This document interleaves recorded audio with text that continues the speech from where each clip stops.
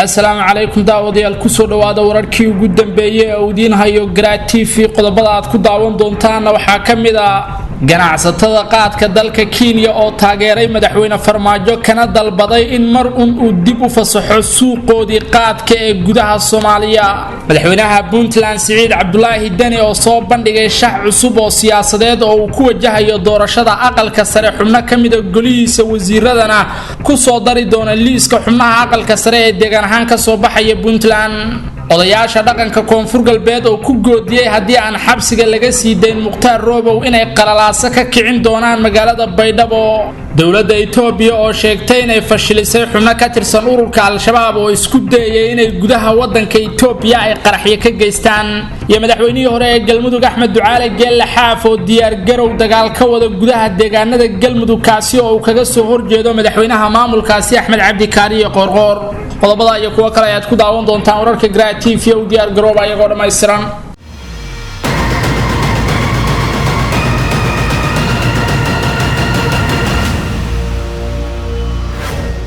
isku soo noqod haboon daawadayaal mar kale waxaad ku soo dhawaataan wararka Garaad TV oo dhameystiran fadlan daawada hadii ay ku tahay xilliga salaada iska jooji daawashada warkan dibna u bilow salaada kadib daawashada warka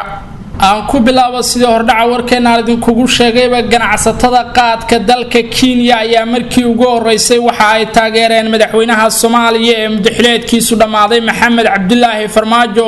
iyaga oo ku calaacalay in Farmaajo ay ka doonayaan inuu dib u fasaxo qaadkii ay u beecgeyn jireen gudaha Soomaaliya si ay uga baxaan suuq xumada iyo jahwareerka baahsan ee muddada dheer haysta ganacsatada qaadka dalka Kenya ayaa dalbaday in dib loo soo celiyo suuqoodii qaadka ee Soomaaliya oo waxa yirmay khilaafka diblomaasiyadeed ee dawladaha Soomaaliya iyo Kenya si ay uga soo kabtaan dhibaatooyinka dhaqaale ee soo gaaray maadaama xilligan ay ku dhow yihiin inay guud ahaanba iska joojiyaan inay qaad beertaan ganacsatada iyo beeraleyda gobolka qaadku uu ka baxo ee Meeruna ay qaarkood u weecdeen in ay kaluumaystaan kadib markii ay waayeen cid qaadka ka iibsata waxa ay ku doodeen in xiriirka diblomaasiyadeed ee labada dal uu soo laabtay balse ilaa iyo haatan uusan jirin dhaqdhaqaaqa dhanka iibgeynta qaadka la xiriira markii Soomaaliya ay dib u furtay xuduudda ayay sheegeen in ay ku haminayeen in mar ay gudaha Soomaaliya u beecgeeyaan qaadka mirowga ee ka baxa dalka Kenya sida lagu sheegay bayaan ka soo baxay ganacsatada qaadka iyo beeraleyda gobolka Meru waxay soo sheegeen in dawladda federaalka ee Soomaaliya ay dib u furista xuduudka iyo dib u soo celinta xiriirka diblomaasiyadeed ee labada dal ay ka reebtay in qaadka loo beecgeyn karo Soomaaliya oo xitaa ay adkaatay in laga gudbiyo xuduudka dhulka oo si dhuumasho ah markii hore uu qaadku uga soo gali jiray mid ka mid ah xildhibaanada baarlamaanka Kenya oo gudbiyay codsiga ganacsatada qaadka ee gobolka Meru ayaa wasaaradda beeraha wuxuu ka dalbaday inay mas'uuliyad iska saarto sidii ay dib ugu heli lahaayeen ganacsatadu suuqoodii qaadka ee Soomaaliya wuxuu sheegay in iyada oo laga badbaadayo suuq xumada ganacsatada qabsatay loo baahan yahay in la kordhiyo wadamada loo beecgeynayo qaadka mirowga ee ka baxa dalka Kenya sida Djibouti, Mozambique, Yemen, Israel iyo Koongada dimuqraadiga ah ee DRC balse wuxuu sheegay in marnaba ganacsatada qaadka ee dalka Kenya aanay heli doonin suuq ula mid ah kii ay Soomaaliya ka haysteen oo ku filnaa isla markaana ay xitaa heli laayihiin qayb ahaan faa'iidadii ay ku qabeen Soomaaliya iyada oo ay Kenya heshiisyo ganacsi oo dhoofinta qaadka la xiriira la gashay ilaa 5 dal oo midkoodna uusan qaadka uga gadan si la mid ah sida ay Soomaaliya ugu soo beecgeyn jireen ganacsatada Kenyaanku qaadka dalkooda ka baxa waxay ganacsatadu sheegeen inay dareensan yihiin in arrinta la xiriirta xayiraadda qaadka ee gudaha Soomaaliya ay salka ku hayso arrimo siyaasadeed iyagoo sheegay in doorashada ka dhacaysa gudaha Soomaaliya ay ka cabsi qabto dawladda federaalku in Kenya ay farageliso balse iyagu ka shacab ahaan ay taageerayaan Maxamed Cabdullaahi Farmaajo madaxweynaha madaxweynaadkiisu dhamaaday ee Soomaaliya hadii uu qaadka dib u fasaxo isla markaana uu duulimaadyadii diyaaradaha qaadka ee ka soo kici jiray Nairobi imaan jireen gudaha Soomaaliya uu sidoo sidoodii hore ku soo celiyo sanadihii ugu qasaaraha badnaa ayay dhexda uga jiraan ganacsatada qaadka Kenya waxaana ka soo xirmay suuqyadii ay u iibgeyn jireen qaadka ee dalalka qaar ee Yurub iyo Soomaaliya oo ay ku waayeen cilaaqaadka xumaaday ee xukuumadaha Muqdisho iyo Nairobi dawladda federaalka ayaa xoog saartay qaadka laga keenay Itoobiya xukuumadda federaalka Soomaaliya ayaa soo bandhigtay heshiis wax isdhaafsi oo ay la gashay dhigeeda Itoobiya ka oo la xiriira in qaadka hareeriga iyo kalluunka la isku bedesho iyada oo diyaaradaha qaadka ka keena dalka Itoobiya ay gudaha Soomaaliya ka qaadayaan kalluunka oo ay ka iibsanayaan kalluumaysatada Soomaaliyeed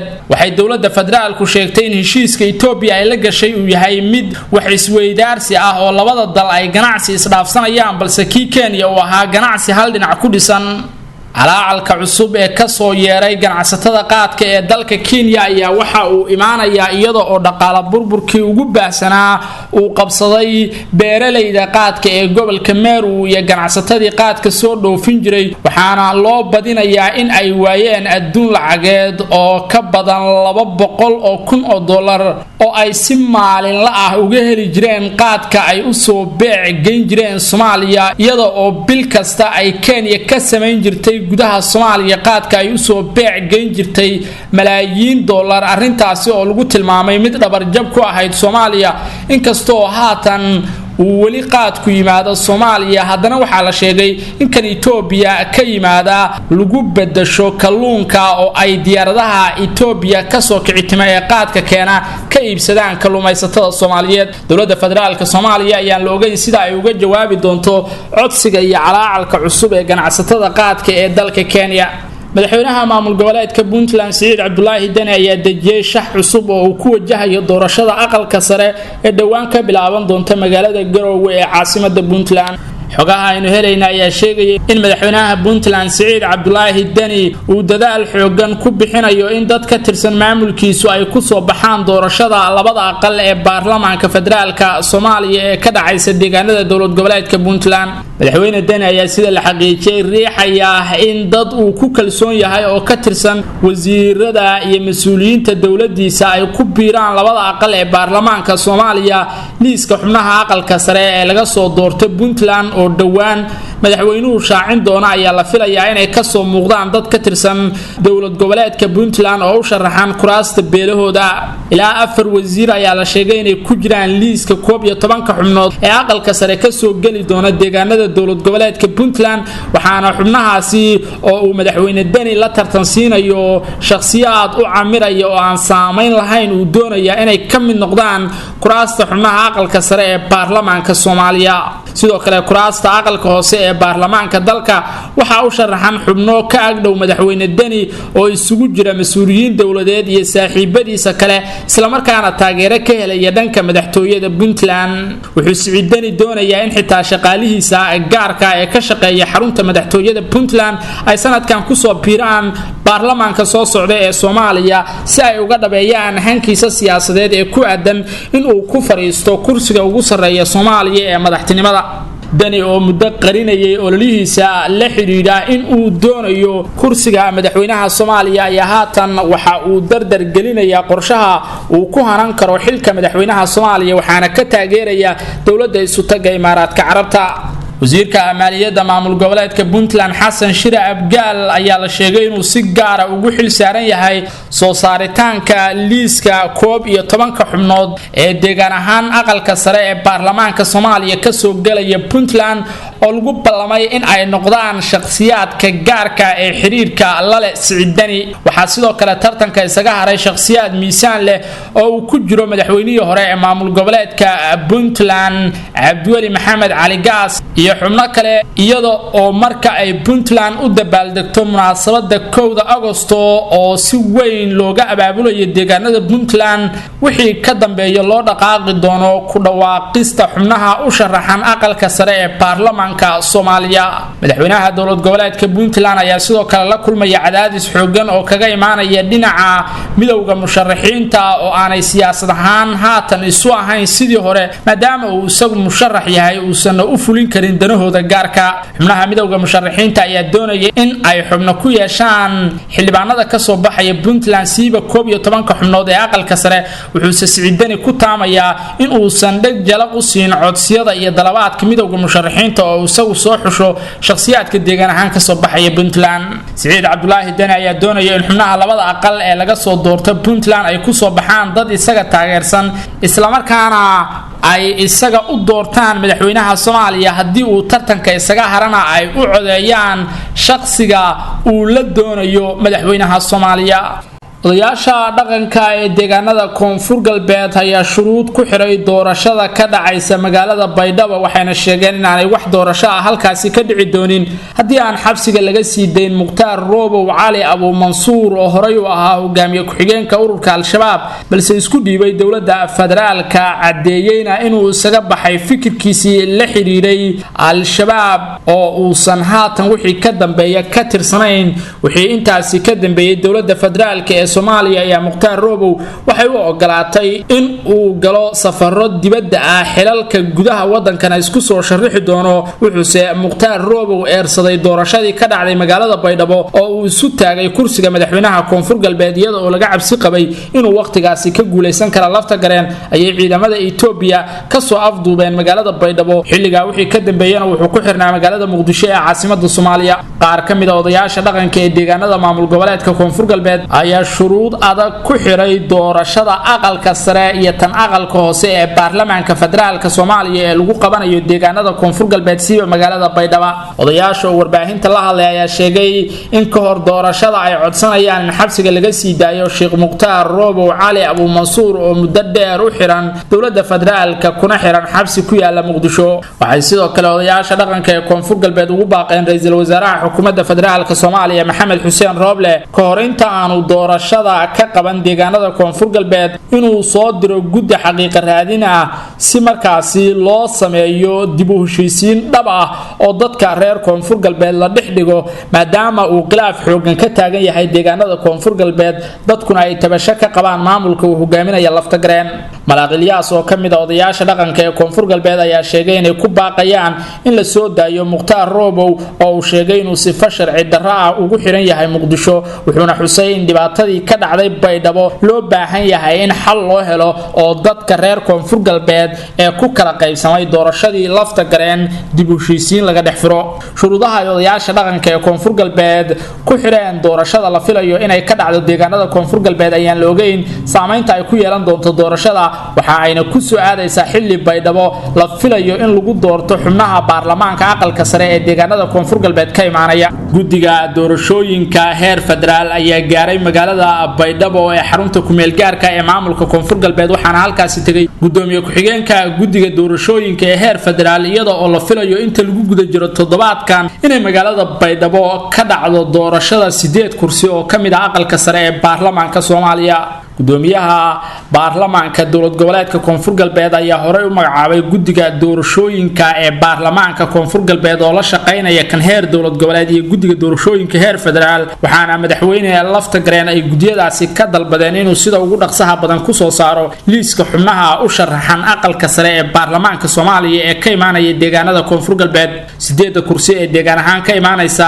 dowlad goboleedka koonfur galbeed ayuu doonayaa lafta gareen in uu ka safo saaxiibada gaarka ee madaxweyne farmaajo uu ku kalsoon yahay isagoo oo gudaya abaalka siyaasadeed ee horey loogu galay ee ku aadan in loo boobay kursiga madaxweynaha maamul goboleedka koonfur galbeed Soomaaliya lafta gareen ayaa meesha ka saari doona xubno uu kamid yahay Senator Ilyas oo ka tirsan xisbiga uu hogaaminayo madaxweynihii hore ee Soomaaliya Sheekh Shariif Sheekh Axmed Senator Ilyas ayaa reerkiisa laga wareejiyay qoondada kursiga aqalka sare iyada oo loo weeciyay reerka goboleedka uu ka soo jeedo madaxweynaha maamul goboleedka koonfur galbeed waxaana sidaasi tartanka aan kaga soo muuqan doonin senator Ilyas oo Sheekh Shariif la doonayo in uu ku soo biiro xubnaha baarlamaanka aqalka sare ee Soomaaliya ee soo socda waxaa walwal weyn laga muujinayaa in mucaaradku ay wax door ku yeeshaan doorashada ka dhacaysa magaalada Baydhabo ee xarunta ku meel gaarka ee maamulka koonfur galbeed iyadoo dadka qaar ay aaminsan yihiin in la joogo waqtigii uu lafta garan iska gudi lahaa abaal siyaasadeedkii hore loogu galay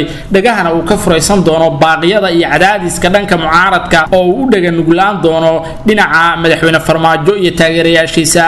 hase yeeshee goodinta iyo cagajuglaynta cusub ee ka soo yeertay odayaasha dhaqanka ee ugu caansan deegaanada koonfur galbeed ee la xiriirta in wax doorasho aysan ka dhici doonin Baydhabo iyo Baraawe tan iyo inta laga soo odeynayo Mukhtaar Roobow ayay dad badani ka warsugayaan sida ay u dhaqan gali doonto iyo qaabka uu kaga falceliyo madaxweyne lafta gareen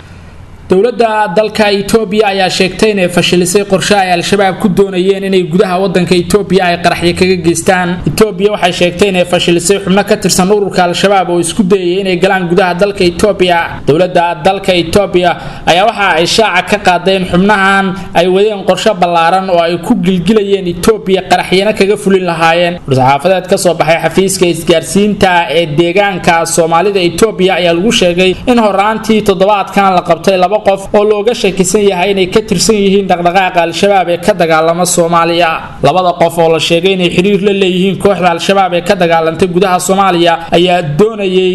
in ay galaan dalka Itoobiya waxaana lagu qabtay deegaanka mustaxiil ee dowlad deegaanka Soomaalida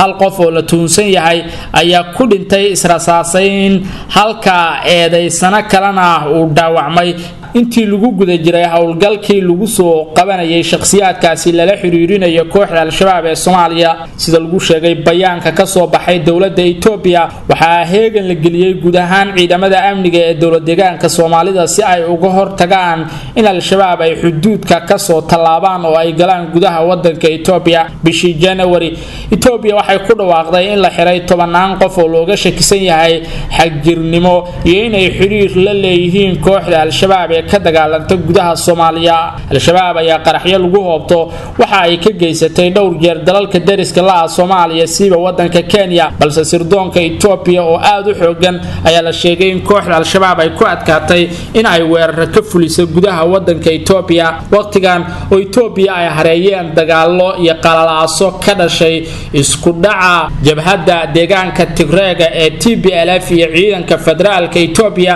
ay al-shabaab doonayaan in ay ka faa'iideystaan oo ay galaan gudaha wadanka Itoobiya horay magaalada Addis Ababa ee caasimadda wadanka Itoobiya ayaa sidaan oo kale loogu qabtay xubno la sheegay inay xiriir la leeyihiin kooxda al-shabaab ee Soomaaliya waxaana guud ahaan Itoobiya iminka ka socda gulufkii dagaal ee ugu xooganaa ee u dhaxeeya ciidamada